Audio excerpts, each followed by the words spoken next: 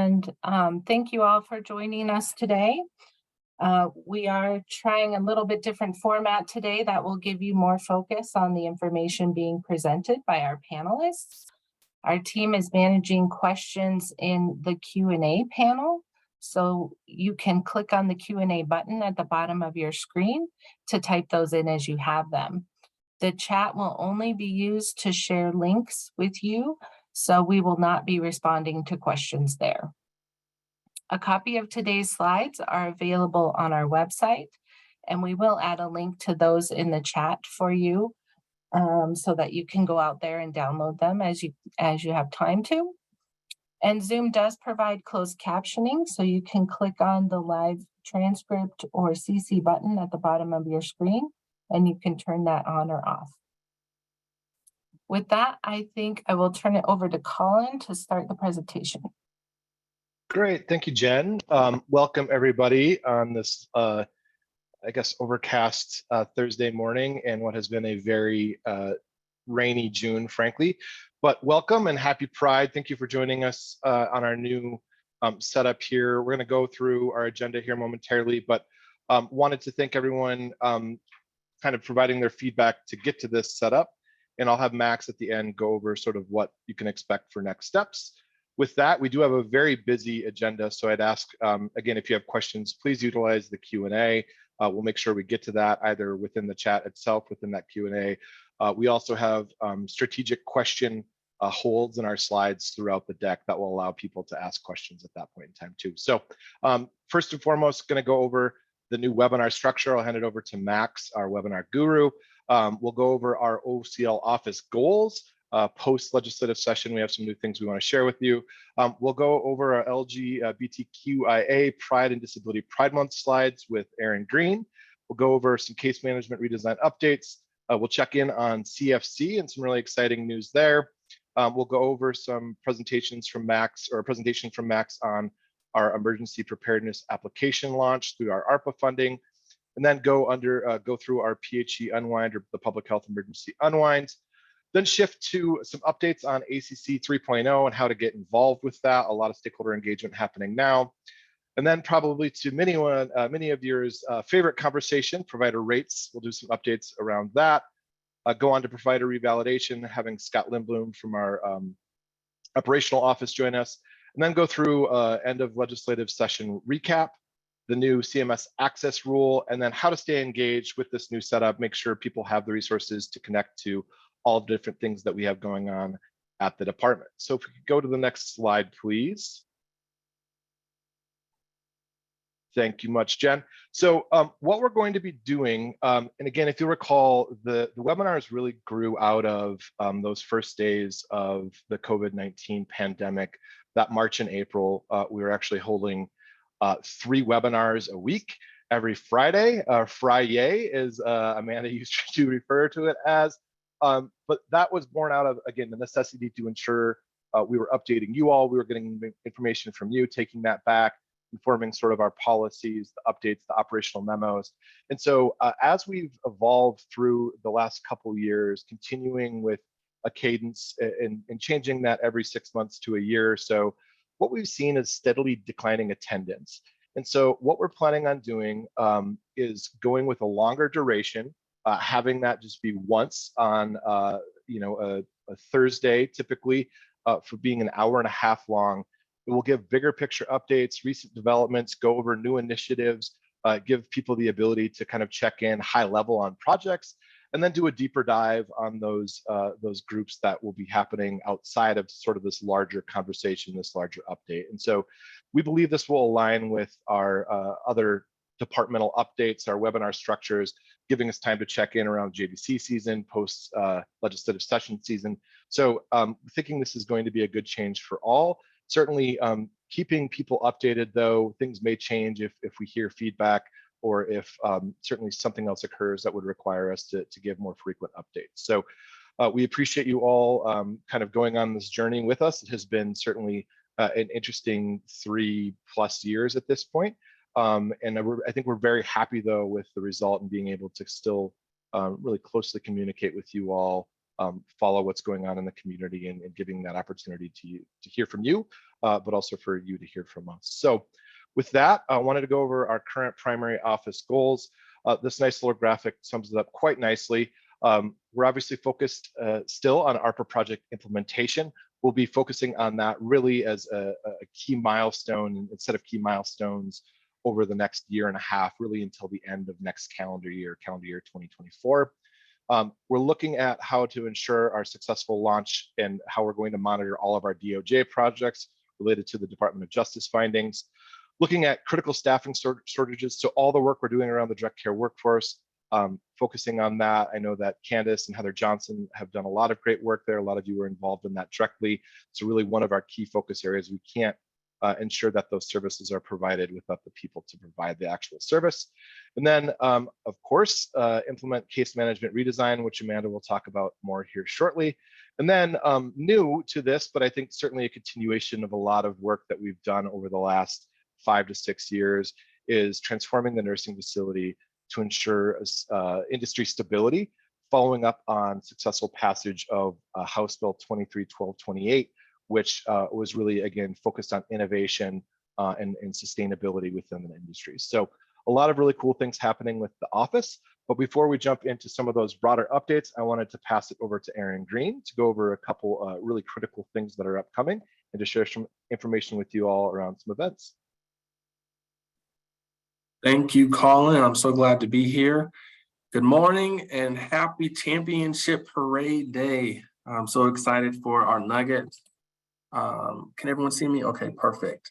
So as you all know, happy Pride Month. If you haven't already, please plan to join HICPUF. We will be at the Denver Parade and Pride Fest, which is June 24th and 25th. So we have a booth down there. So we hope to see you all.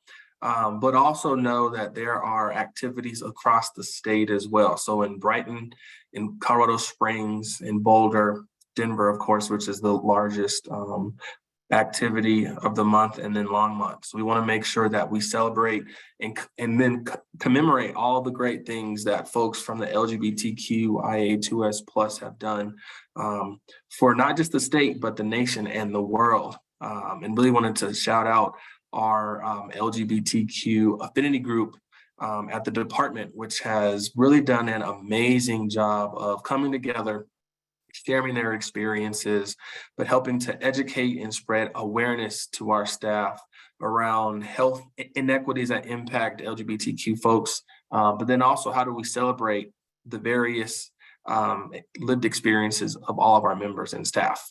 So we hope to see you all participate in the many activities. Next slide, please. And we also want to commemorate that July is also Disability Pride Month, and I love that Max added the disability pride flag that you can see on the left side of this screen. And so it's really important that at the end of the month, on the 26th, that we celebrate the 33rd anniversary of the signing of the ADA. So as you know, it's the landmark legislation that specifically prohibits the discrimination against folks with any type of disability. So we recognize that OCL and you all have really helped to leverage that anyone in this state that needs long-term services and supports get what they need and how they need it and when they need it. So really excited that we continue to carry that torch, and we need all of you to continue to hold us accountable in those efforts. Next slide, please.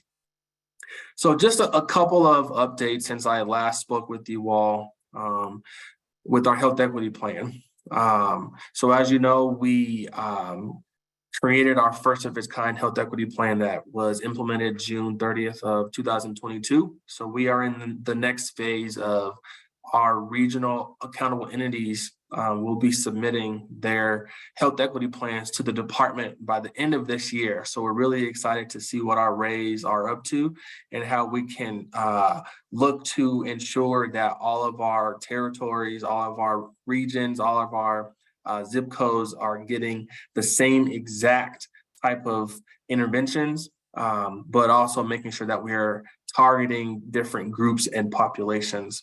And so one thing that is really exciting is at our department, we have created affinity groups, which are employee resource groups where we're asking staff with lived experiences and shared identities to come together and just do two things: to be a support and resources to each other, to provide mentorship, but then also helping us as a department address and close health disparities that impact their specific group. So I'm happy to share that we have a people with disabilities and mental illness affinity group, and they have been hard at work. So they will be sending out a all staff meeting to our department, really to help support their understanding, but also how we can continue to elevate the needs of our staff who have a disability, but also to support our members with disabilities. And then lastly, I want to invite you all to continue the conversation. So we are on track to hold a total of 18 town halls. And if some of you all remember, we hosted a disability town hall, I want to say last June. So we're coming up on our 1-year mark. So please join us on August 22nd, where we will continue those conversations around how do we continue to elevate the needs of the disability community. So that virtual meeting will be held from 12 to 1. So the link to register is on this slide. So we'll make sure that it's also posted on our website. So if you go to our health equity tab and you scroll down to the bottom, the Zoom link is also there. And we'll also be holding a couple of more town halls. So if you can't make it to this specific focus area, we'll have a couple of more for you all to attend. So that's all I have. So thank you all for having me, and I hope you have a great meeting. Great. Thanks, Aaron, so much. I really appreciate that. And I know that the conversations and discussions in those groups and town halls have just been really great. So thanks to all of you that have helped get the word out and encourage folks to participate. So good morning. My name is Amanda Lofgren. I'm the Case Management and Quality Performance Division Director. I appreciate you all pre-gaming with us this morning before the Nugget celebration. And now with the new schedule, I'm hoping when we see you again, we'll be celebrating maybe the advance of a Super Bowl playoffs, but we shall see. In the meantime, let's talk about case management redesign updates. So as I know, many of you have been waiting very patiently. The department has made the first step in awarding the case management agency contracts. We have issued 18 of 20 of the defined service areas notice of intent to awards, and the solicitation is currently in the protest phase. We did have 2 areas where there was a failed procurement, and the department is allowing additional time for proposals to be submitted. The proposals will be due on June 30th at 2 p.m. Once all of the notices of intent to award for all 20 defined service areas have been sent and the protest periods have concluded, the Office of Community Living will send an informational memo through our constant contact once the CMAs have been identified.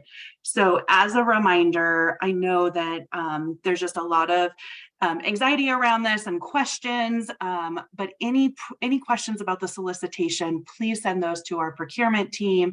Our program staff, myself, we're unable to answer questions when there is an active procurement period underway.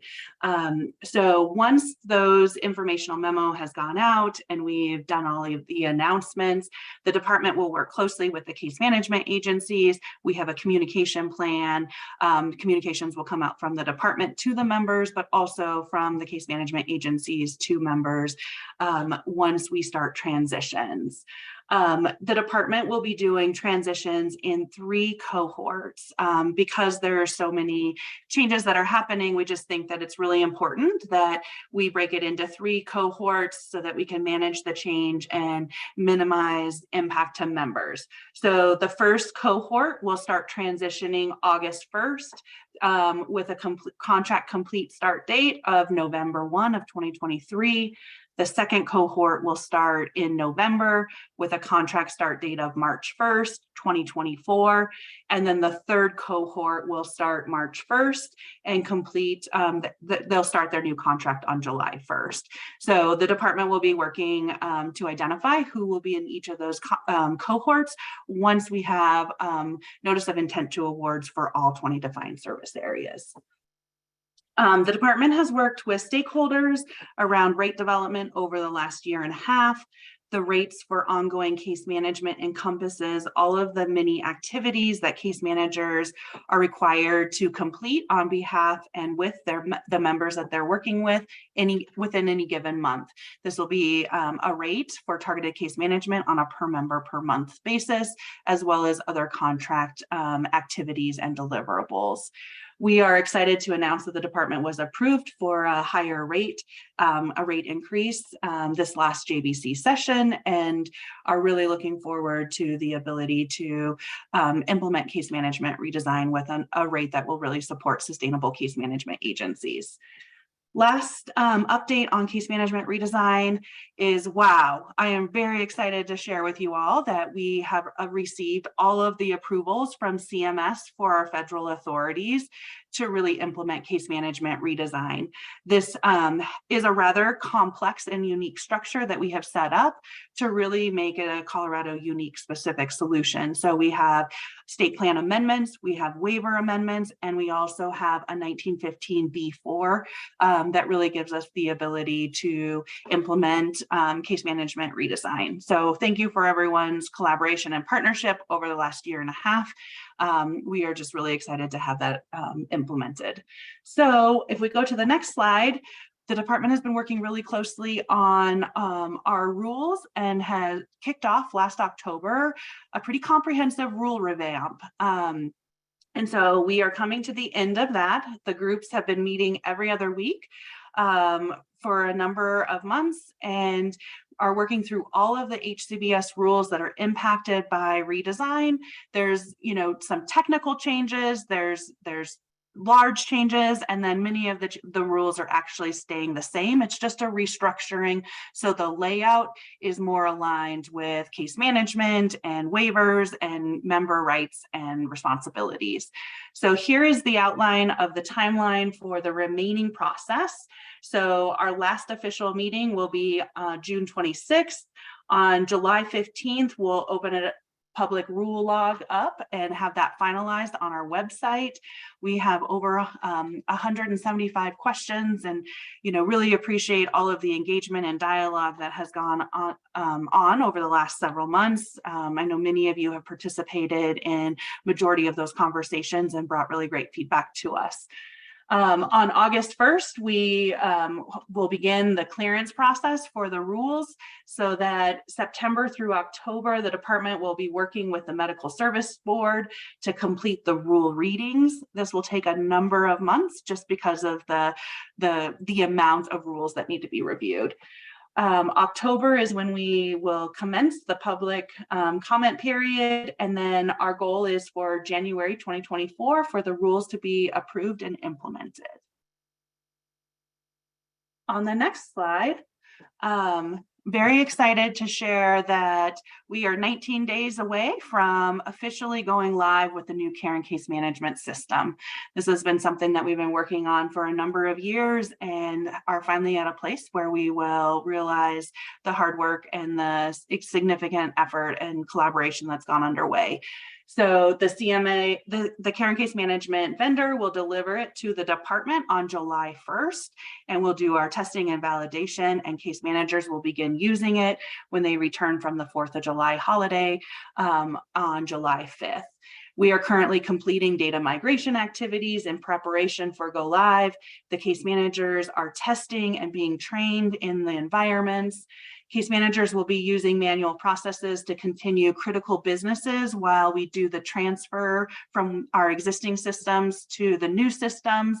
However, the department will be working really closely with them to minimize impact, and having the holiday weekend actually does help us in that sense of limiting the activities that usually are underway in a system.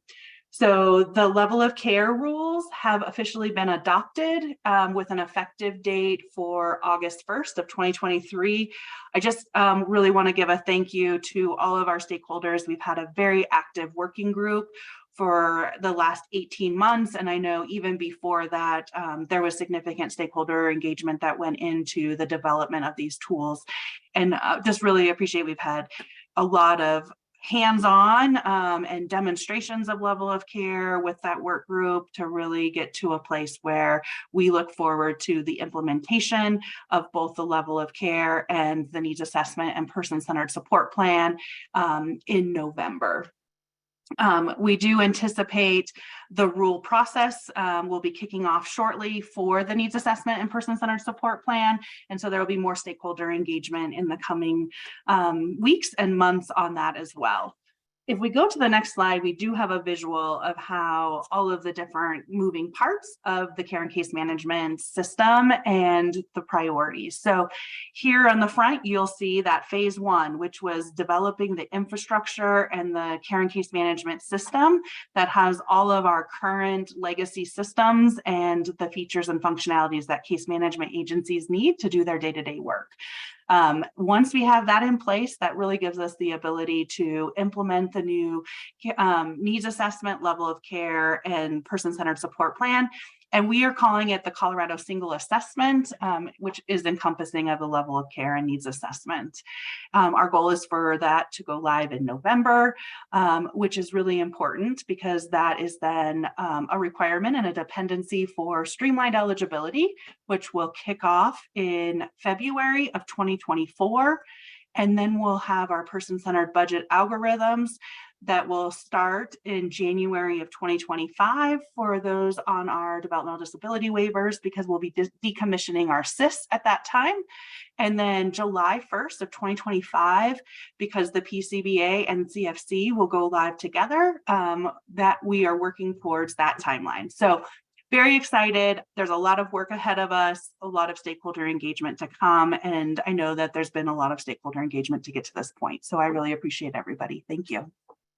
Thank you, Amanda. And we have a moment for questions. So if you want to ask a question of Amanda, like why did she just jinx the Broncos or anything CMRD related, please go. I also want to, and I know we have a question we're going to throw it to Jerry here. I also want to remind folks that graphic along with all the other slides will be available on our website for people. So with that, Amanda, I know that Jerry had a question for you specifically. Great. Hi, Yes. Jerry. Yes, I wanted to encourage everybody, especially Medicaid members, advocates, to tune into a meeting that you already described. I think you had it as June 26th. And would you check that again? Because I have it on John Barry's calendar as June 27th, a Tuesday. So maybe you can correct that during the meeting if it needs correcting. Anyway, it's from 9 to 11. And you can find that by contacting John Barry by phone or email and get his very helpful calendar. But that meeting will be one of the last meetings to discuss advocates' concerns over the new case management rules. And people need, hopefully, to attend and be able to give their opinion on the positives and any questionable issue on the case management rules as they move forward. So, Amanda, yeah, please check the date, whether it's, I thought it's Tuesday, June 27. Yep. Jerry, I just checked and you are correct. Thank you for catching that. It is the 27th from 9 to 11, as you stated. Good. So anyone? All right, I appreciate that. And I appreciate your plug for that meeting. We really do encourage folks to participate and attend so we can get feedback and input. Thanks, Amanda. Thanks, Jerry. Great. Do we have any other questions for this last section of slides? All right, we'll keep it rolling. Thanks, Amanda. And thank you, Jerry. Oh, Tom Knost has a question. Can we unmute Tom? Hi, Tom. Hey, thank you, Amanda. Thank you, Colin. Appreciate it. I was just wondering if there is a resource, Amanda, that we can be pointed to that kind of outlines how the person-centered algorithm is different from the supported intensity scale rating. Is there someplace that, you know, that has some kind of comparison? Hey, this is how the SIS works. This is how the person-centered algorithm works. Yeah, thanks for that question, Tom. So we actually have not developed the person-centered budget algorithm yet. Oh, okay. Part of the reason why is we need to finalize the needs assessment and the level of care, and then we'll be doing stakeholder engagement. And once we start using the needs assessment, we'll be collecting the data that will inform which critical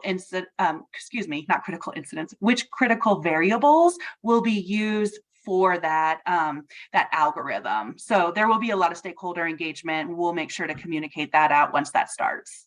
Awesome. Thank you. You bet. Thanks for that question. Yeah, great question, Tom. Thanks. Anyone else? Okay. Could we go to the next slide, please, Jen? All right, really exciting news here. Community First Choice was signed into law. Senate Bill 23-289 was signed into law on May 25th. Got to go to the ceremony. Many people who had been instrumental to this effort throughout the years were able to be there. Many people were not. So if you were not able to join us, want to thank you from the bottom of our hearts, all the work that you've done, all the work that you've put into this over almost 12 years now worth of work, from its sort of concepts with the ACA to when things were put out within the regulation itself. It's really been a really long-standing and team effort in Colorado. So I appreciate everyone's work there.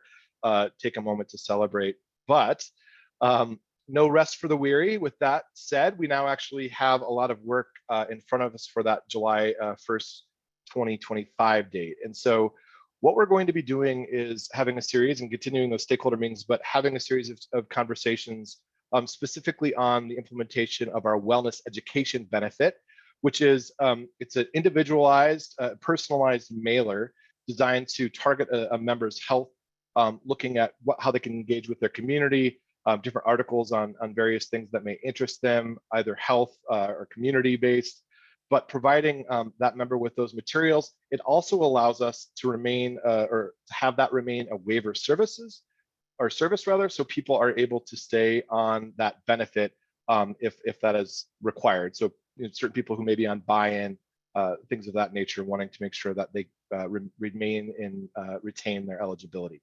So what we're asking for people to do is provide us with feedback. If we could get that web link put into the chat, that would be great, Max. If you could please provide us feedback. We actually have a little less than a week now. The deadline for that feedback is June 21st. So next week, next Wednesday to be precise. So please, if you have a moment, fill that out. It would be very meaningful for that team to get that information. And then we'll have some follow-up conversations from there. But wanted to just give a huge shout out to everyone for CFC, all the work that was around that, and then certainly pivot to what we have next, which is a lot of work to get that implemented. So very exciting news there. And with that, I'm going to throw it over to Max, who has some things to share, some really, I think, important things for Colorado with the wildfires, floods, snowstorms, all the things that we face in our state. So Max. Great, thank you, Colin. It's nice to see everybody. I'm very excited to share some information about a project that I'm helping to lead alongside Cassandra Keller here in OCL, tied to our ARPA 7.02 member emergency preparedness project. This is a project that is in partnership with the University of Colorado Denver Center for Inclusive Design and Engineering. Some of you might know them by their former name, which is Assistive Technology Partners. They've been around for a long time and are great collaborators here in the disability community. This particular program is set up to distribute battery backup power supply systems, that's a mouthful, to Medicaid members. And these backup battery power systems are really neat. They are super powerful. They're very green, very high tech, and they're really designed to provide some peace of mind to any members who use life-sustaining devices in their homes that might be in a really big pinch should there be a power outage. And that could be due to wind in the southeastern part of the state. It could be due to fires like Colin mentioned. Any sort of emergency that takes out the power grid, these devices could be really impactful. And life-sustaining devices is defined as things like CPAP machines, infusion pumps. We have a list available online that people can review. There is an application process. So to qualify, you must be an active member. You must utilize life-sustaining equipment, like I mentioned. There are some other examples here on the slide, as well as a link to the website that provides even more examples. And you must complete the application. That application is reviewed by both the department and CIDE for eligibility. And if anybody has questions, they can contact Julia Beams, who's with the Center for Inclusive Design and Engineering, at her phone number and email that are there on the screen. This is going to be open until we distribute all of the devices that we have available. So it is first come, first serve. And I encourage everybody to share this information with your networks. It's just a really great opportunity to get a really nice piece of equipment free of charge that could really be impactful should there be an emergency. So I also have the link to the website that CIDE has produced that's really comprehensive. And we'll have other components to these projects coming out soon as well. Things like trainings for emergency preparedness for both providers as well as members and families, as well as emergency go kits that will be available for members. So thank you so much, and we hope to get a lot of applications. Thank you, Max. And with that, I'm actually going to throw it over to Natalie Coulter.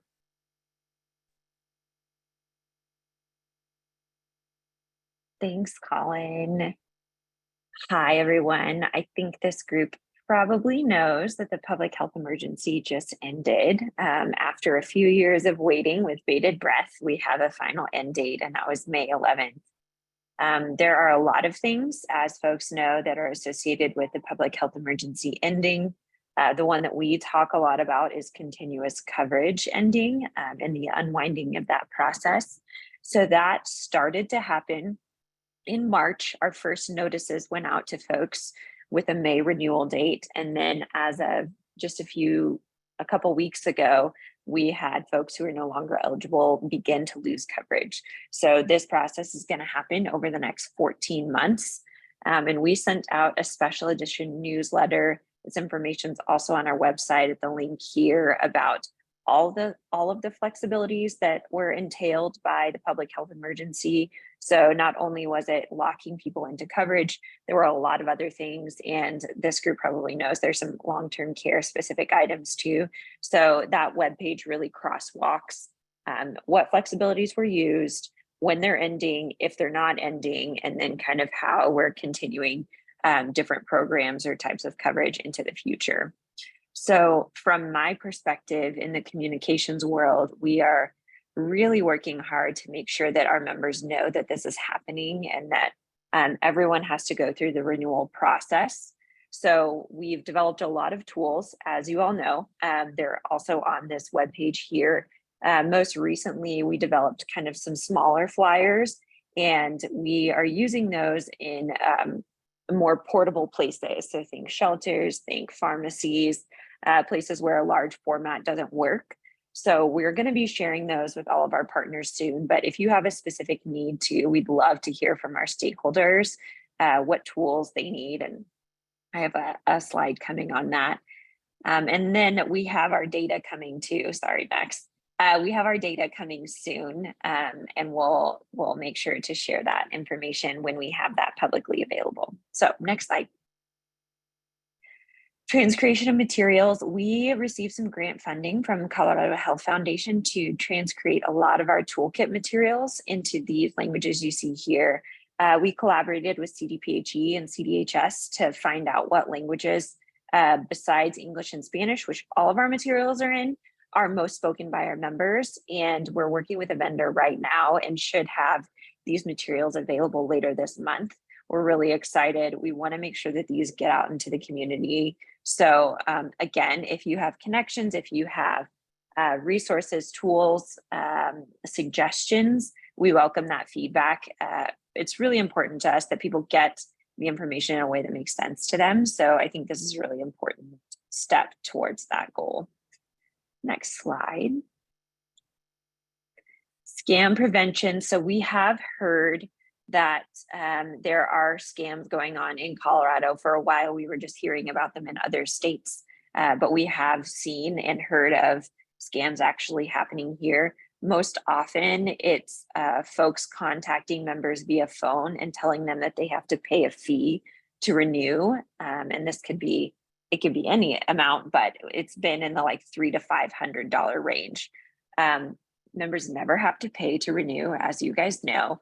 And we want to make sure that both of our community partners are aware that this is happening and members know what to look for. So we released this kind of mini toolkit here. It's on our website. It's also being transcreated so that it'll go into different languages. One important thing to call out, though, is that HCPF will contact members to ask them to update their contact information, not bank information, not social securities, their contact information.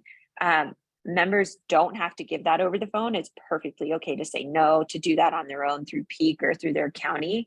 But we want to make sure that partners know that this is a valid call if members were to get contacted about contact information. So feel free to reach out, excuse me, or if you hear of things happening, have evidence of that happening, we'd love to see it just so we can better educate people about what to look for. And they should be reporting that to the Attorney General's office. Next slide. So outreach. We would love to get your feedback on what's working, what's not working, what can we make or tweak or do differently to help you. I know the long-term care population has a specific set of needs and thankfully has a lot of infrastructure in the form of support people like case managers and families often and caregivers, but I think it's so important that we get feedback throughout this process so that we can continue to iterate our communication and outreach approaches. So there's a poll here that you can answer, and you're also welcome to reach out to us directly at any point in time. And we commit to continuing to improve and do things differently throughout this unwind period to make sure that people know that it's happening and that they can keep their coverage. And I think that is my last slide. Yeah, it is. Great. Thank you, Natalie. A lot of really critical information there. In particular, I mean, if you'll recall, sort of the early stages of COVID, there was so much fraud going around with unemployment and certain paycheck protection programs. So it's really critical that you do pay close attention to that. Please access the resources that we have. Again, these slides will be available and those links should be in the chat for you to access. So Natalie, we appreciate it. And with that, I'm going to throw it over to Adela, our Medicaid director, who will talk a little bit about how to engage on ACC 3.0. Do we have Adela? I'm here. Hi. There you, okay. Just waiting to connect. Hi, everyone. Thanks for giving me a little time. I just wanted to put this out into the world. We've been talking to a few wonderful advocates about how we can do a better job as a department, making sure that people have good access to care. People with disabilities have good access to care, and that care is competent. So there are a number of issues that have been presented, some ideas for how we could make improvements as a department. And we are thinking that the best way to make sure that we engage stakeholders on this is to do it in the context of the ACC 3.0 or the Accountable Care Collaborative 3.0 planning process, which has built into it a lot of opportunities for stakeholder engagement. What we would like to do is to create a couple of very specific opportunities to engage around disability competent care. And so we'll be looking to schedule some opportunities for that engagement. Also, an ask that I have for the community is that if there are existing meetings that we can potentially plug into, I think that would be a really good opportunity, and we're actively looking for those spaces where we can add this conversation to the agenda, just to make sure that we're getting out there and talking to as many people as possible. We would like to have some ideas incorporated for the release of the draft RFP, which is coming in November. That's not to say that any and all ideas have to be incorporated into the ACC 3.0. We can always take ideas and move them forward as a separate matter, but this just does present us with a really good opportunity to make some important changes and improvements in how we're delivering care and creating opportunities for people with disabilities to get access to the care that they need when they need it. So that is what we're doing. If you have meetings that are coming up that you would like to have us attend to engage your constituents or your meeting members, please reach out. I will drop my email address into the chat. Thanks, Colin. Yep, thank you, Adela. And I would encourage folks, please get involved, especially from our disability community. If you have an opportunity for Adela to plug in or Adela's team to plug in to existing meetings, that's great. I think we're also looking at just how generally we can help inform these programs. So please take the opportunity if you are so inclined. And I believe we had put Adela's contact information in the chat. Yep, we did. So with that, we'll take a quick moment to see if there's any questions on the ACC 3.0, the PHE unwind, the Member Emergency Preparedness Program, or the CFC wellness education benefit.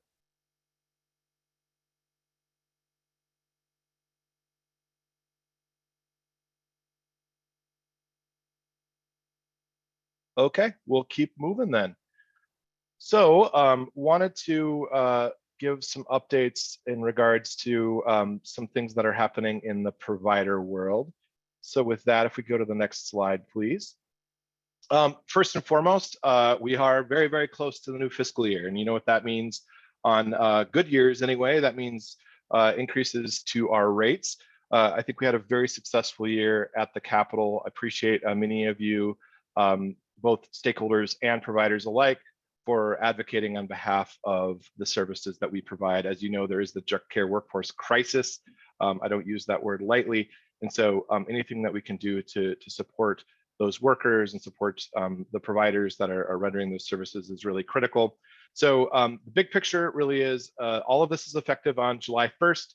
Again, to remind you that the reason some of these rates are able to be effective is because we are still under the Appendix K option with the PHE. With the HCBS world, we're actually allowed additional run out on that. So we have until November to use that option. Otherwise, again, if there's a substantial rate increase that's over 10%, we oftentimes have to wait for the next waiver amendment cycle. But because we still have that option, everything is able to be effective on July 1. And so really good news. There was a 3% across the board that was put out for almost all home and community-based services with those benefits. That was iterative on top of the increase to the base wage that brought the base wage requirement from $15 an hour to $15.75 an hour. Additionally, due to Denver County's separate minimum wage, that is going up to $17.29. There was a new cohort of services beyond just personal care, homemaker, ResHab, and a couple others that received those bumps in Denver County to now include anything that had previously been part of the direct care workforce grouping of services. So those were targeted rate increases that will go up to $17.29. And then there's targeted rate increases specifically for non-medical transportation for the DD and SLS waivers. And then there's GRSS or group residential service and supports targeted rate increases that also increase those rates depending again on the SIS level, but brought those up to go along with some time studies that many of you had helped participate in. So appreciate everyone again's advocacy and hard work on that. Happy to take questions here in a minute, but if we could go to the next slide. these are the services that will receive that base wage increase. So again, the 1575 being the new floor, being the new required base wage. There is emergency rules that will be passed tomorrow, or hopefully passed tomorrow, knock on wood, through the Medical Services Board that will highlight that. Again, it's just really small change, changing the 15 to 1575. But the same practice that had occurred last year with the attestation and the tracking and all of that, we believe it is a lot easier, and I'll get into this towards the end. We believe it is a lot easier than the requirements for the pass-through. That got a little difficult to track administratively for some providers. Even some workers were reporting that it was hard to track. And then certainly as a department, we wanted to make sure that those monies were going directly to the worker and in the easiest manner. So we believe that pass-through has worked quite well. We do have some new exciting data that I'm hoping we can share with you at our next webinar around what the wages have, the wage changes or base wages have done for workers. That is quite exciting to see them go up and I think really be competitive. We, however, know that we're not done. We have more work to do. So we'll talk about that, and certainly would encourage you, if you have interest in that process or projects or set of projects rather, to get involved with the direct care workforce work that's going on. And so I'll have, again, some moments here at the end of this section to talk more about rates if you do have a question. With that said, I'm going to throw it over to Scott Lindblom from our operations office, who will talk a little bit about provider revalidation. Hey, thanks, Colin. Can you all see me? Can you hear me? All good. Okay, very good. Morning all. My name is Scott Lindblom. I'm the Provider Relations and Fiscal Aid and Operations Division Director here at the department.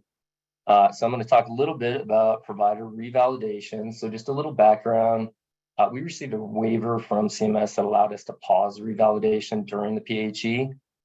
We did not completely pause revalidation, but we did not disenroll any providers that were past their reval date during that time.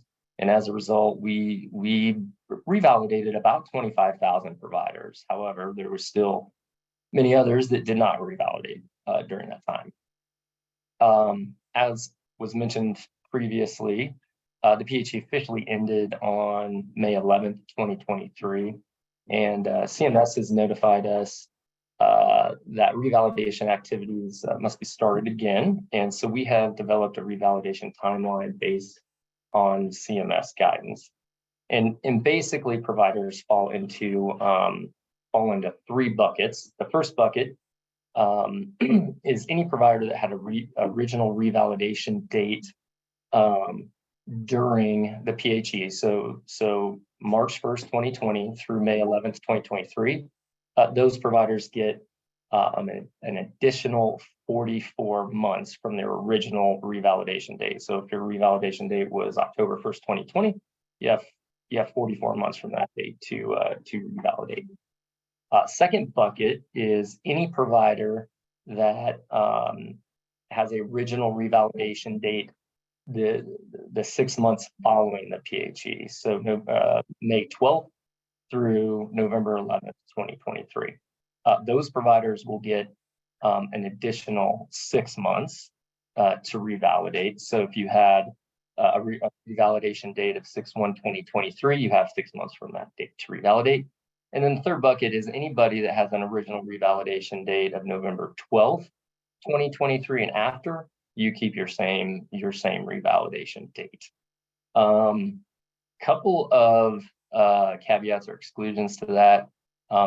If you have a revalidation in progress, so like if you have a revalidation in progress right now, those have to be completed also by November 11th, 2023. Let's see, what else? We're working on changing those dates. We have a spreadsheet that's out on our website that we've had out there for years, so any provider can go check to see what their revalidation date is. So in the next few weeks, we plan to update that spreadsheet with the new revalidation dates. Oh, and I apologize for my big dog. All of a sudden got very needy. So Dogs are always welcome, Scott. I do think you have another slide with the web page link. Yeah. Okay, so we've got a bunch of information out on our website about revalidation, what you need to do, what you need to be prepared for, because it's always better to know the documentation and what you need ahead of time. Because if it's not included on the revalidation application, it gets returned and you have to add it, and it just makes the process take a little bit longer. So that information is out on our website. It's on the revalidation page, and generally you can find any kind of information that you need to get about revalidation. So I didn't see if there was any questions with regard to. Yeah, I can. I don't think we have any questions for revalidation quite yet, but if I could get you to hang on just for a minute or two, Scott. We do have a couple questions on rates, unsurprisingly. First question is, can you provide an update on when billing guidance for the Denver rate increase might be published or available? Great question. As I had stated, we expanded quite significantly the amount of services that were part of the suite of base wage impacted services. So there's now a whole host of things that will receive an additional increase because of the Denver minimum wage. And so the questions have been, how do we bill if, say, we're an adult day and we have people who are maybe coming in from Jefferson or Adams County to Denver, but they don't live there, because that was previously the way that billing would work. And so we should have guidance out later this week or early next. We're thinking, later this week being tomorrow, likely early next. I apologize for the delay. It's a pretty complex system fix to get this done. But I can tell you that the plan for this is to allow for the place of service, so where the service is actually rendered, to be how people should bill. That will be the guidance. Obviously, there's some nuance in that, so we'll have some different things spelled out more specifically as to how to do that. One of the questions we have received several times, what about non-medical transportation? Obviously, if you're transporting someone, say, from Denver into another county, and what would that look like? And so we'll have more around that. People can expect, again, to see that hopefully early next week. But we do appreciate everyone's patience as we figure that out. But the place of service really being the key there. So hopefully that should alleviate some people's concerns around not being able to bill if someone is maybe living in at a non-Denver address. Another question regarding rates is, when can we expect to receive an updated rate sheet with the 7/1/23 effective date? Those are actually up right now. If I could get Candace or Max to put those into the chat, that would be great. They are in a slightly different format this year. They're above, because we know that with IRSS host home, there's different rulings on what that pass-through is. So I know that we believe in terms of what those are looking like now, there's a lot more information. So please keep that in mind when you're looking through those, just to make sure you're following along with what that is. We also list the previous year's base wage and percentage increase. So with that, I think we have. Colin, I think we have Josh has his hand raised, so I can unmute Josh. Sure.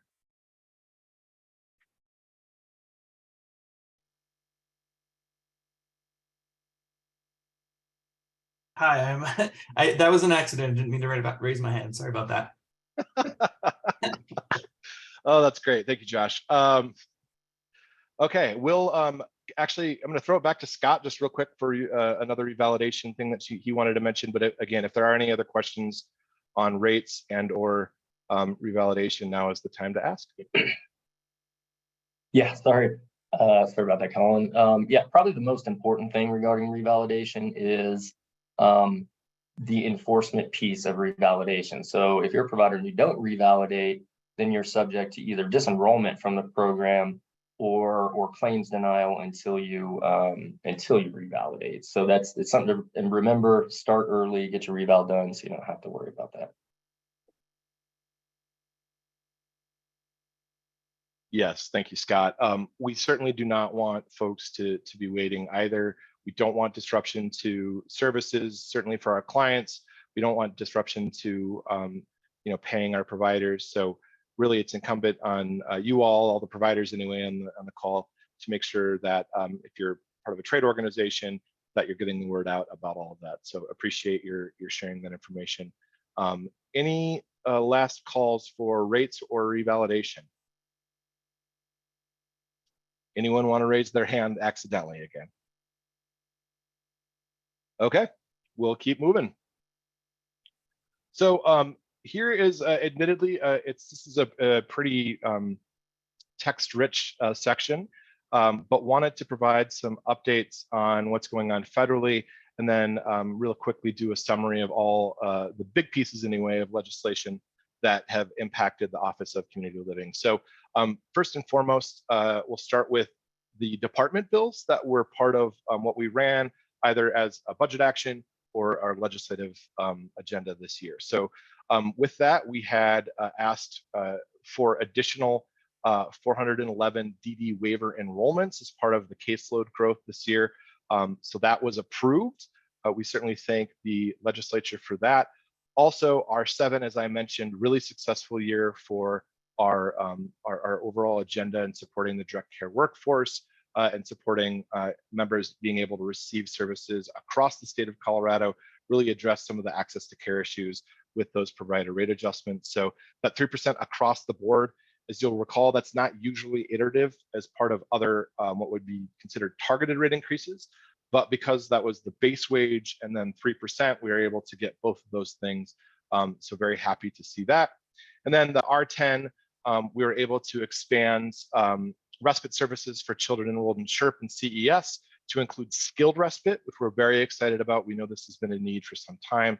So looking forward to rolling that out and getting that started, working with the providers out there and certainly our case management agencies. Go to the next slide.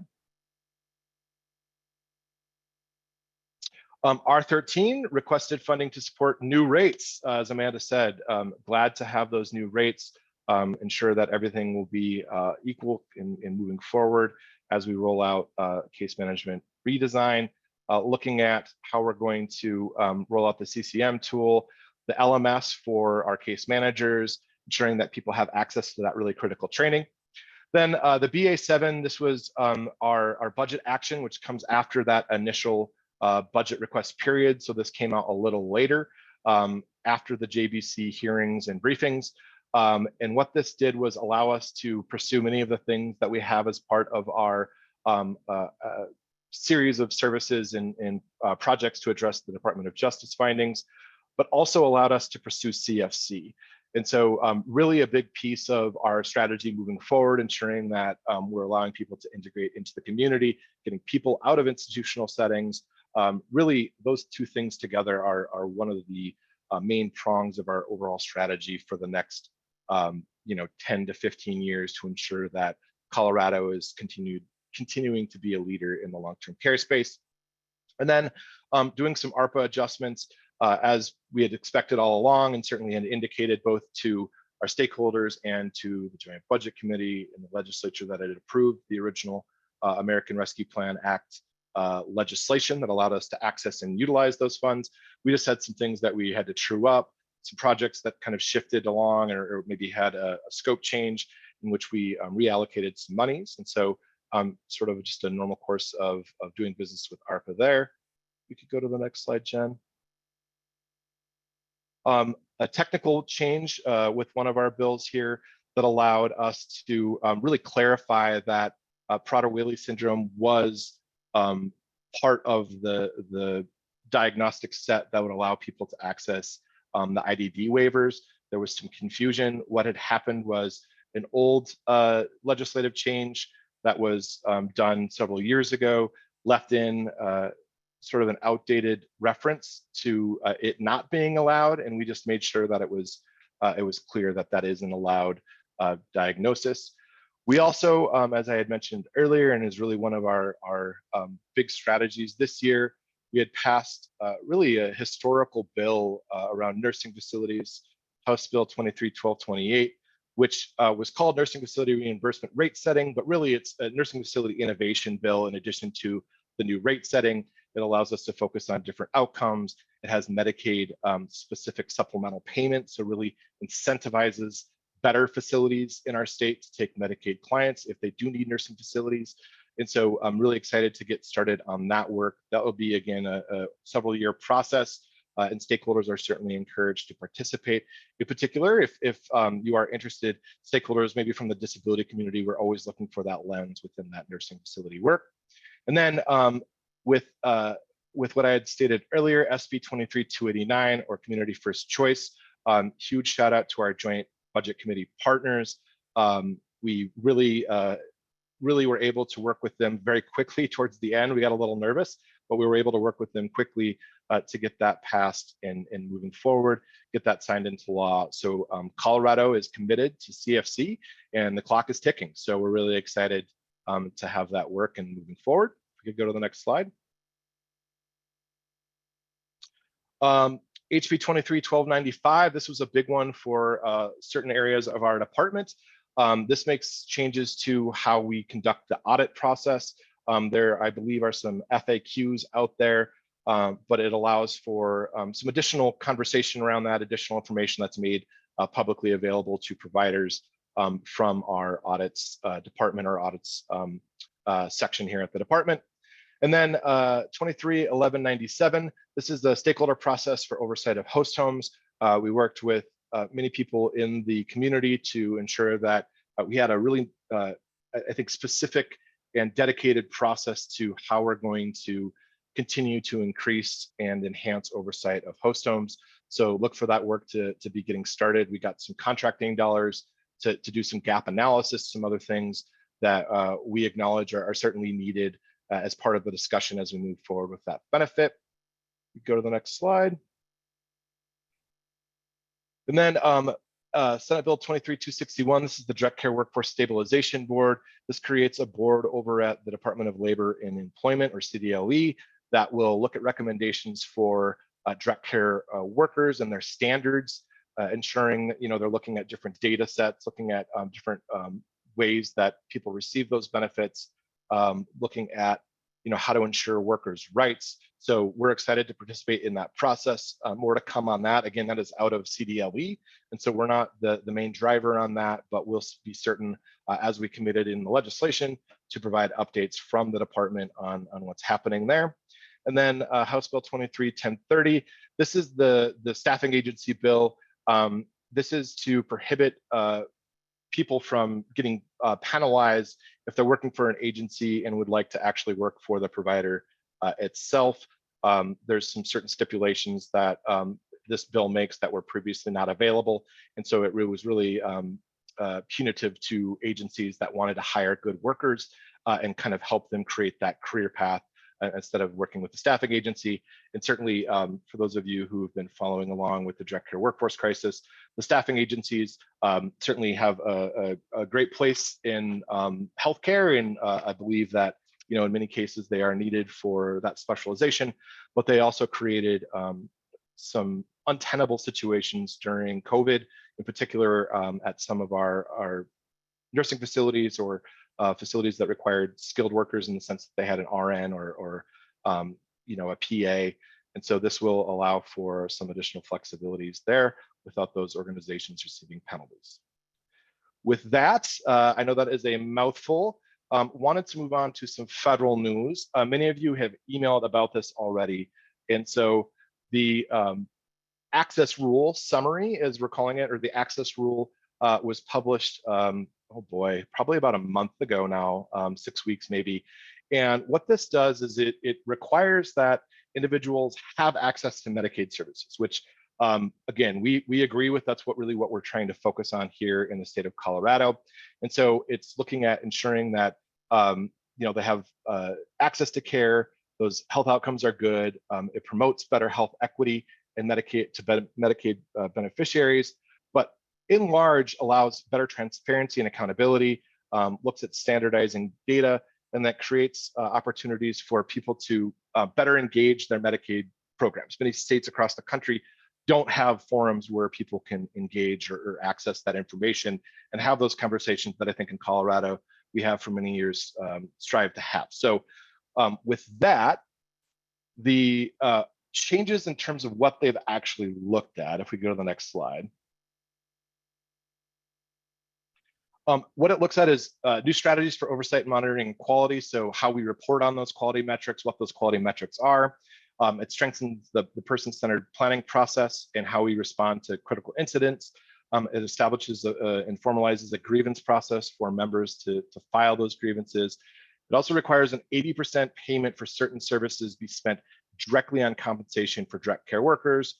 And then it creates an advisory group on Medicaid payments, requires states to publicly report on waiting lists, whether those are formal waiting lists or sort of unseen waiting lists. And then it requires us to do public reporting on a particular cadence of our HCBS quality. Go to the next slide. Those are all great things. Just want to state that up front. We believe that this federal attempt is a great one to actually use the power of the federal government to improve access to care, the quality, the health outcomes, recognize the importance of the direct care workforce, recognize the importance of transparency and accountability, really making sure that all of those things are out there and available for the public to review and determine how to engage. We do have some concerns, however, and some of those concerns are out of experience, frankly, and some of those concerns are out of just the timeline by which they have given states. It's either a 2 to 4 year timeline, depending on the item for which the department will have to roll that out. We also have concerns about the resources that have been put together sort of by an analyst at CMS to determine how much states would need to get this operational. And so we think in particular, the pass-through, we tried it here in Colorado. We believe that there's a lot of value in ensuring that there's a specific payment going directly to the worker, that you can hold certain industries accountable to that. But having sort of just a specific 80% across the board pass-through requirement, we do not believe is the best way forward. We believe that a base wage or some consideration thereof of base wage around that moving forward would likely be a better idea. It's less burdensome for the worker. It's less burdensome for the provider, whether that provider be a person who may be enrolled in CDOS or a traditional home health agency, for example.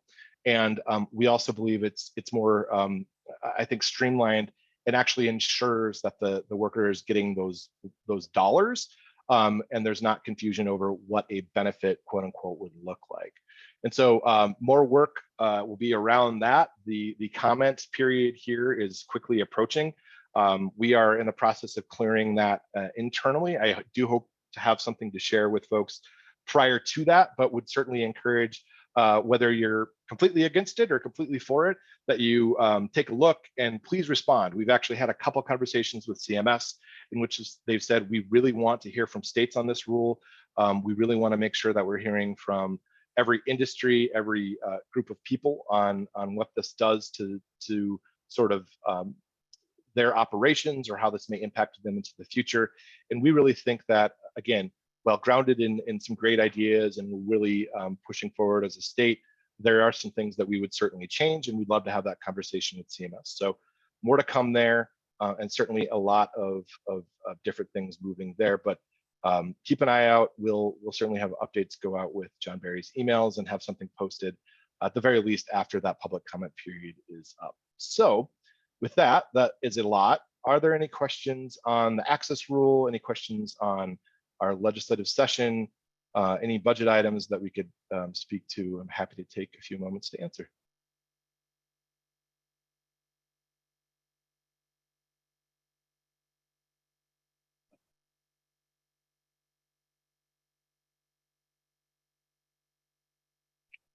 And Max, if people want to raise their hand, they can just go to the raise hand icon and that'll pop up. Yep, that's right. It looks like Jerry's raised her hand. I'll unmute her. Okay. Yes, Colin, I wanted the number of the federal legislation for improving access to care quality and health outcomes. do you have a reference number for that we could have? Yep. Yeah, Jerry, what I'll do is I'll pull it up here momentarily and I'll just put it into the chat. And I'll also have John Barry email that out to you if that works. Yeah, John, email that because it's hard for me to get anything out of a chat. Okay. Yeah, absolutely. We can do that, Jerry. Thank you. Yeah, thank you. Good question. And we can make that available as a public resource on our website as well. Any other questions from folks?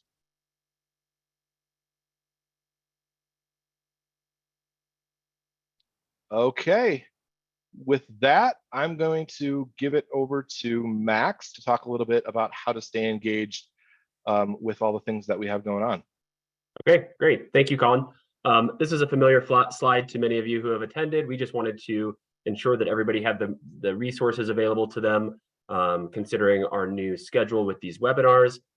As always, we have our stakeholder engagement calendar on the OCL website, our memo series page, our ARPA website content, our email address is linked here, which is the hcpf_hcbs_questions@state.co.us. You can subscribe to our newsletter on this page, as well as get to the web page where all of these webinars will be posted and have been posted for several years now. So do use this as a tool. I also wanted to highlight that recently Jen Larson on our team redesigned the stakeholder engagement page for OCL. We used to have a series of blue drop downs that were a little bit hard to navigate, and she's done a really nice job of reorganizing this page to hopefully make it more accessible to everybody.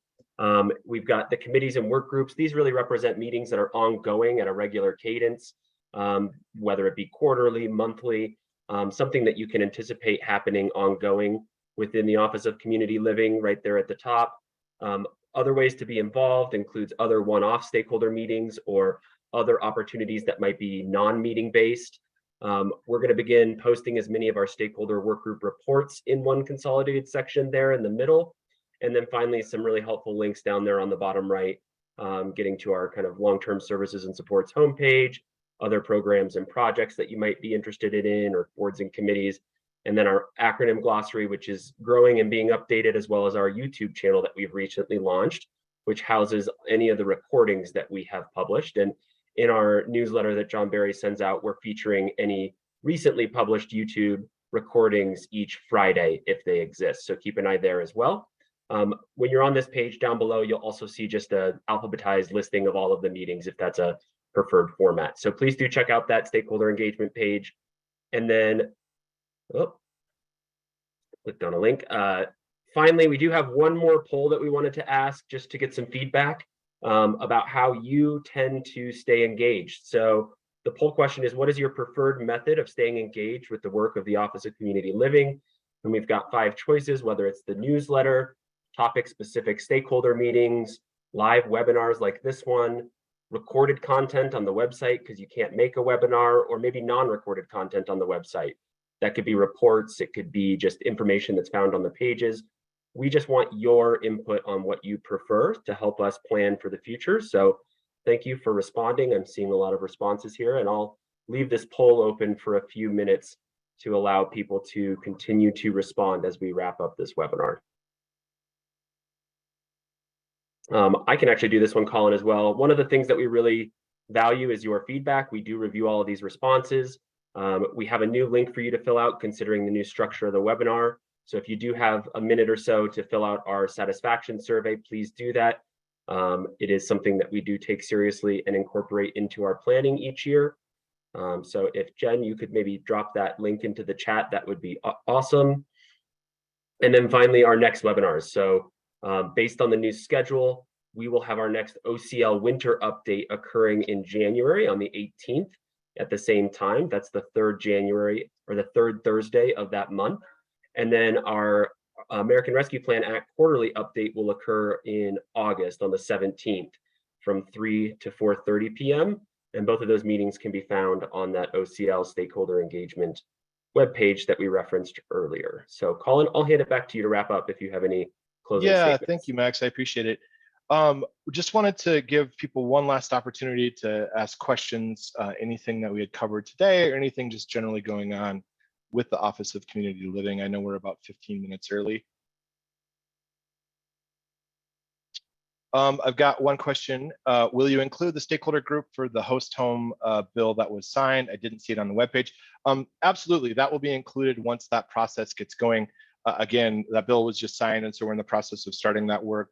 We'll be working with a contractor, but those groups, or excuse me, that group in particular, will get going, and we'll make sure that is listed, as that will be an ongoing meeting that we've committed to have for the next couple of years. So absolutely, that will be posted as well. A great question.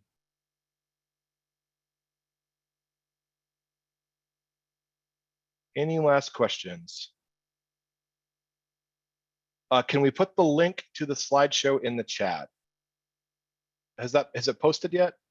I do not know if it's been posted, but if it hasn't, it will be posted momentarily, and I will make sure to include it in the OCL newsletter, and the webinar page that's referenced in the stakeholder engagement site will be the place to find it. So once that's posted, we'll get it out right away. And Celeste, I see your comment about the survey link. Yes, we just dropped the wrong survey link in. We will correct that in just a moment. Thank you. And I see that we have Jerry wondering if she can ask a question. We could unmute her.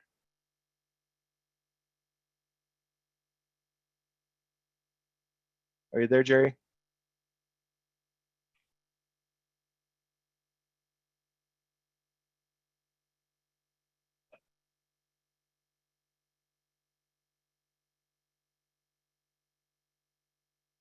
Max, did we unmuted Jerry? Yeah, Jerry, are you able to talk? I allowed you to speak if you want to unmute.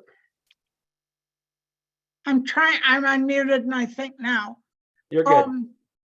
This is kind of a touchy issue, but I want to request it anyway in the interest of transparency on the part of HICPUF.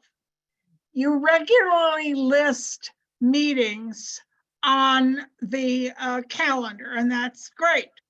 But often HICPUF has meetings which are closed. In other words, they're a work group limited to certain participants. I think it's only fair that the public in Colorado, stakeholders, Medicaid members, be aware of these closed meetings. So if they have a complaint or want to get access to a closed meeting, they should be able to do so. And in the interest of that, I would request that the calendar include meetings and then parenthetically say closed, or this is a closed meeting.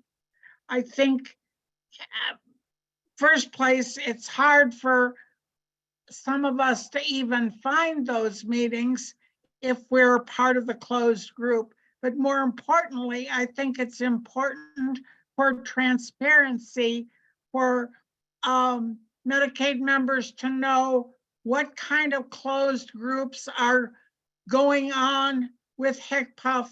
And that's my politically incorrect question. Thank you. Thanks for that feedback, Jerry. I think I'll certainly bring that back to our communications team and our privacy officer. That said, I would, maybe we could connect offline, or John can circle with you as to what your definition would be. As part of our jobs, we obviously take meetings with the community. If someone would like to talk to us about a particular issue, oftentimes a sensitive issue that would contain PHI or other things related directly to that, say, provider or that network or whatever that may be. So there's some limitations there, but it might be good to maybe get your definition so we can better address your question. But that said, I think it's a fair one. And I appreciate you bringing it forward. So let me circle with John and we can reach out to you. The next couple questions, we did get a couple more coming in. We have, when will DOLA start the host home inspections? Those have started already, actually. Those have been going on for some time now. And so there was obviously a pause during COVID but those inspections have started. We do anticipate them to actually ramp up the amount that they're doing, but those have been, again, going on for a couple of years now. Next question is, there official memo that has been sent out for the increased base wage? No, not yet. As I had mentioned earlier, I think during the first part of it, there was some conversations about what was going out. Again, because of the changes to how Denver's working with those new services, the new amounts with the base wage and the differences between Denver and the rest of the state, there's going to be a memo that will come out hopefully tomorrow, but likely sometime early next week. So Tuesday or Wednesday of next week. But great questions. Thank you all. All right. Well, I appreciate everyone's time today. Thank you so much for joining us. I hope everyone has a great weekend, and we'll see you hopefully in August for the ARPA meeting. If not, we'll see you in January. And as always, please feel free to reach out to us. Make sure you stay subscribed to John Barry's email, or subscribe if you're not already. There's a lot of ways to engage and get in touch with us. And so we look forward to talking with you soon. But if you don't have an opportunity to engage one of those meetings, please feel free to reach out if you have a concern. We're happy to chat. With that, everyone have a great Thursday, and try to stay dry for the next couple of days.